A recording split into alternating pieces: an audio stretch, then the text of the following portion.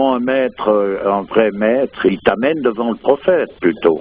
Ramakrishna, quand un musulman était venu le voir pour lui poser une question concernant l'islam, et ce que lui demandait à Ramakrishna, ce que lui pensait de la voie en question, il lui a simplement dit en quelque sorte que c'était effectivement une route qui mène à Dieu, tu vois. Ouais. Il lui aura dit quelque chose de cet ordre, mais il lui garantissait donc l'authenticité de la voix. Et le personnage, il est reparti donc de là-bas. C'était un musulman Raffermi dans sa conviction. raffermi dans sa croyance. Tu vois, il avait été se faire mettre un bouclier supplémentaire. Voilà ce qui arrive. Ouais. Tu vois, il a plus rien à remettre en question. Il vit sa tradition, c'est bon, il accepte sa destinée, il est là, il vit, c'est bon, c'est bon, il n'y a plus de remise en question. Ouais, d'accord. Voilà. Donc on peut comparer cela au guide, au Mehdi, comme on dit dans l'islam, le guide. Oui, c'est ça. C'est un guide qui est là pour... Un maître, c'est un guide. Voilà. Donc, et qui est en train de te guider pour aller dans ce monde céleste. Oui, parce qu'un guide, on peut comparer un guide, on part d'ici, on va je sais pas où, on a un guide qui nous montre le chemin. C'est un symbole de ce que représente le guide en lui-même, dans le sens d'un gourou en Inde ou d'un maître. ouais. C'est ça. Oui, c'est un guide spirituel en fait. Ouais. C'est le guide spirituel, donc lui, il ne t'envoie pas dans une voie de garage, il t'amène exactement où il faut que tu ailles. Et c'est tout, il est là pour t'accompagner, il te donne cette confiance totale que tu peux avoir, il vient te l'offrir de la part de Dieu, en somme. Oui, d'accord. Alors bon, c'est vrai que la position actuelle des musulmans, c'est que, bon, comme je disais une fois, c'est qu'ils n'ont pas besoin entre Dieu et eux, ils ont besoin de personne, quoi, tu vois. Oui. Donc, mais à quelque part, c'est vrai. C'est vrai à quelque part, dans le sens que c'est pas eux qui ont besoin de personne, c'est que c'est bel et bien comme ça. En réalité, on a besoin de personne, mais si on a besoin de quelqu'un, Dieu nous laisse pas tout seul dans la pommade, il nous envoie du secours. oui, d'accord. Attends, c'est bon. Et il y a un passage où les choses sont comme ça, qui donc à un moment donné, si c'est dur à passer, on va te donner un coup de main. Et ils sont là, ils sont l'expression même. En somme, ces personnages-là, c'est des envoyés. Oui, tout à fait. Alors, c'est des flambeaux qui viennent mettre un peu de lumière quand tu es vraiment... Ils viennent montrer le chemin. Voilà, quand tu es trop dans l'obscurité, d'une certaine manière. Ouais, je sais pas, je peux pas dire, moi. Parce qu'à un moment donné, tu vois, la confiance, l'obscurité la plus grave que l'humanité ait connue, elle est en train de se vivre en ce moment. Où sont-ils à montrer le flambeau? Tu peux chercher aussi, tu peux te poser toutes ces questions. Tu vois, je veux dire, je sais pas, moi, ce que eux font. Je sais ce que toi, tu peux faire. Ouais. Tu vois ce que je veux dire? Donc, tu peux te retrouver dans un état de confiance totale. Oui. Voilà ce qu'ils arrivent, en tout cas, à faire, à te faire, à toi, ce que tu peux ressentir. Ouais. Et donc, il n'y a pas de... N'importe quoi peut venir essayer de contrer ça, de toute façon, plus loin, il n'y a pas. Parce que moi, je vois, tu vois, en Algérie, il y a des tombeaux comme ça de saints qui sont des petites espèces de, je sais pas, on appelle ça des marabouts, je crois. Enfin, Ouais. Et donc, il y a des gens qui vont là-bas, qui vont se recueillir, etc. Mais c'est assez mal vu quand même par une partie de la société, quand même, il me semble, d'après ce que j'ai compris. Hein. Donc, parce qu'ils ont justement peur que les gens, qu'il y ait des débordements, des associations qui soient faites.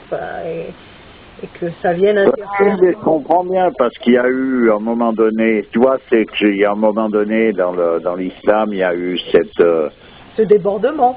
il y a eu ce débordement, il y a eu ces nouvelles règles qui ont fait que, pour éviter les débordements, voilà ce qui s'est produit, etc. Alors ça se conçoit, hein, ça. Oui, mais bon, de là... Ça ne veut pas dire que c'est une attitude qui était prônée par le prophète, mais simplement ce qu'il a dit qu'il fallait pas faire et il fallait pas faire d'association, etc. C'est tout à fait juste. Là, il ne s'agit pas d'une association, il s'agit de quelque chose qui va au-delà de ce genre de considération. C'est qu'à un moment donné, Dieu, s'il veut te parler, il est venu parler au prophète, il est venu, il a envoyé quelqu'un. Ouais.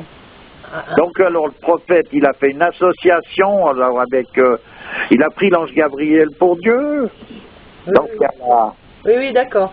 Et alors, pour en revenir à ce que je disais, c'est ce qui a fait que, par exemple, des mouvements très dogmatiques de l'islam, comme les wahhabites, par exemple, pour éviter tous ces débordements, ils ont carrément, comment dire, sucré ça, mais d'une manière ferme, c'est-à-dire qu'il ne faut absolument pas aller sur un tombeau d'un saint, il faut absolument rien faire, quoi. Il faut, de peur d'être détourné de la croyance en Dieu et en son prophète, quoi, voilà. oui, mais ça, tu vois, ça veut dire, bon, ça veut dire que c'est une démonstration de la dégénérescence des choses sur le plan humain. C'est-à-dire qu'à un moment donné, les choses se comprennent de moins en moins bien. Et d'ignorance en ignorance, tout d'un coup, pour maintenir le cap, tu arrives dans un état de rigidité, parce que tu n'as pas d'autre solution, parce que tu vois pas au-delà de ça, mais tu maintiens encore ça par cette rigidité, et cette rigidité, elle est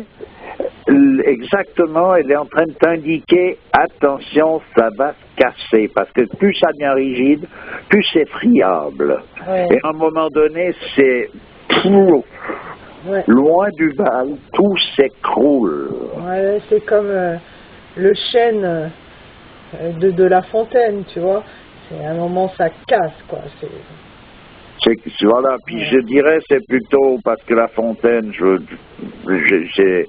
j'ai pas de sympathie particulière pour les moralistes en même temps. Oui, on avait fait un truc justement. Donc bon, je vois pas la même signification quand même. Non, mais moi je voyais le chêne et le roseau, tu vois, ce chêne qui est là, Ouais, mais là c'est tourné un peu à rebours. C'est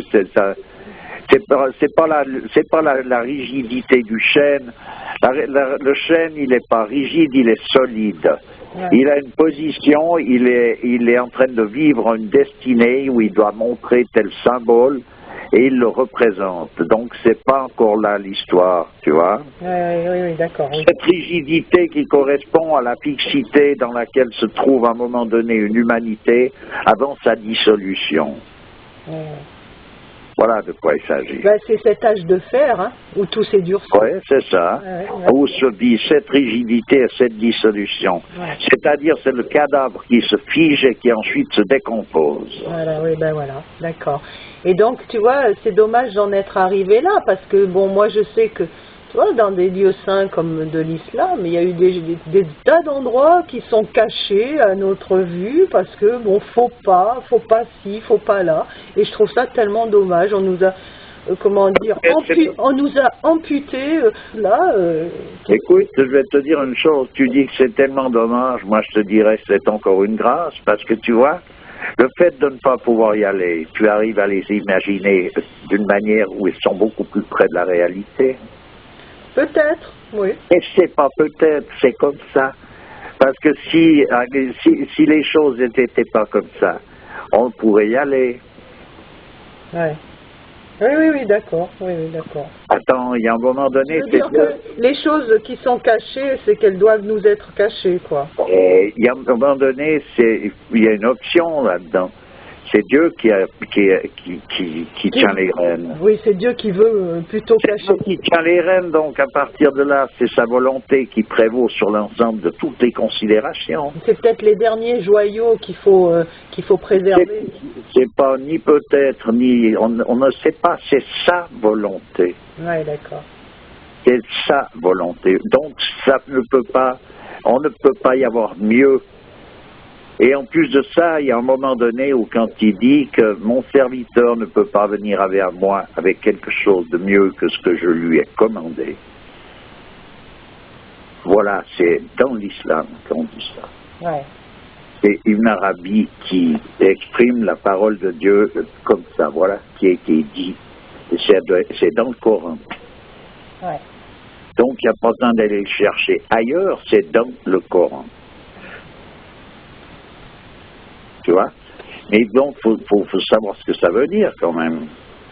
Ouais. On le voit bien, ce que c'est qu'à un moment donné, ça ne sert à rien de chercher ailleurs que là. C'est avec Dieu qu'on a affaire, d'ailleurs qu'on le veuille ou non, on peut perdre son temps à croire qu'on a affaire avec son voisin.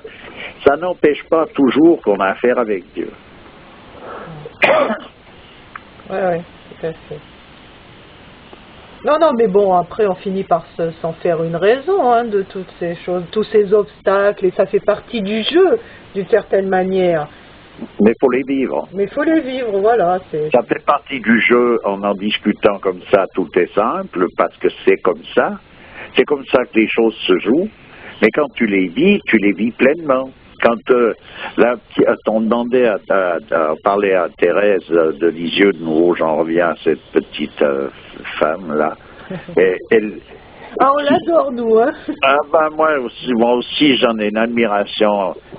Tu vois, tu me dis, tu te rends compte de la dimension qu'il faut avoir pour voir dans la souffrance autant. Puis elle est pas en train de... C'est pas quelqu'un qui a décollé en plein, qui a fumé la moquette, puis qui est parti dans les décors. C'est pas ça, non, rien à voir. Elle a les pieds sur terre, mais total. Puis il dit, mais quand on souffre pour de bon, on fait pas semblant de souffrir. Ouais. Donc, elle n'est pas en train de parler de la souffrance qu'elle ne connaît pas. Elle est en train de parler de la souffrance qu'elle connaît, qu'elle vit elle souffre jusqu'au bout des cheveux. Elle souffre atrocement. Les médecins disaient, mais je ne sais pas comment ce qu'elle fait pour tenir dans une souffrance pareille. Ouais. Voilà, elle continuait de la chanter quand elle était en plein cœur de la souffrance. Ouais. Attention, c'est là où... Parce que c'est facile de parler des choses quand on est en dehors. Ben écoute, je vais te dire, c'est comme quand tu as mangé un bon repas puis bu un bon vin, par exemple, pour quelqu'un qui est bon, qui est ce qu'on appelle bon vivant dans le sens des biens de la terre. C'est facile de parler du jeûne et de l'abstinence. Tu comprends? Oui. Voilà l'histoire. Alors là, c'est en plein jeûne et en pleine abstinence qu'elle continue de... Plus elle jeûne et plus elle s'abstine, plus elle trouve que c'est merveilleux. Ouais. C'est vrai que j'ai une sympathie pour cette dame. Parce tu vois bien, c'est quelqu'un de simple, une espèce de... Comment un enfant gâté du 19e siècle, là. C'est une enfant gâté. Tu vois, son père la choyait, il l'appelait ma petite reine, etc. C'était sa petite reine, puis son papa chéri, puis... Tu vois, je veux dire, et sa sœur chérie, et puis c'est tout chéri, oui, mon amour... c'est tout comme ça, il n'y a pas un truc qui va de travers, c'est toujours comme ça que ça marche. Et puis, elle se retrouve, toutes les sœurs, pratiquement, je crois, se retrouvent dans des cloîtres, dans des monastères. Le père se trouve seul à un moment donné, pas seul, non, il s'est trouvé paralysé, il a eu des gros problèmes. Il a une de ses filles qui est restée avec jusqu'au bout, qui ensuite, quand elle a fini, elle est rentrée aussi dans un cloître, je ne sais plus dans lequel au juste. Donc, tu vois, toute cette famille qui ont vécu une vie qui est hors pair. Ouais. La mère aussi, qui est morte très jeune, mais qui a laissé des traces dans ses enfants indélébiles. Tu vois, c'est une famille c'est un ensemble de nouveau, mais où cette petite Thérèse, elle a vécu ce côté où elle était choyée, entourée d'amour, où il n'y avait pas une faille, tu vois, je veux dire, à quelque part. Ouais. Et tout d'un coup, fin du poteau, dans le sens sur le plan terrestre, elle se retrouve où elle est au parloir avec son père, et c'est les jours où c'est possible, quand c'est possible, et elle est définitivement hors du monde. Ouais. Ouais.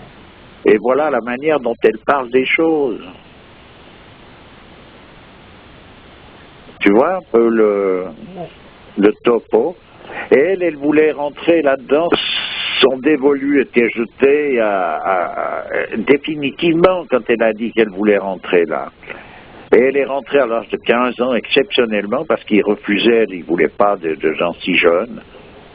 Tu vois, c'est tout d'un coup, c'est un engagement. C'est un engagement. Elle s'engage à être vierge, à être la femme du Christ, en somme, l'épouse du Christ. Et puis donc, elle doit suivre elle doit suivre son mari. Et puis, elle conserve en même temps sa virginité, parce que c'est comme ça, etc. Donc, à l'âge de 15 ans, il faut prendre cette décision. Les types, ils avaient tendance à reculer un peu l'échéance pour pas qu'elle qu'elle mette la charrue avant les bœufs. Ouais. Ben, elle a fait des pieds et des mains, les événements se sont chargés de chambouler un peu tout le cirque pour qu'elle puisse y rentrer à 15 ans. Elle a rencontré le pape à 15 ans. Ah oui, c'était quel pape à l'époque? Je me souviens plus, je perds la mémoire, j'ai pas tant sur les noms, les dates, je suis pas très féru. Attends, on est obligé d'arrêter.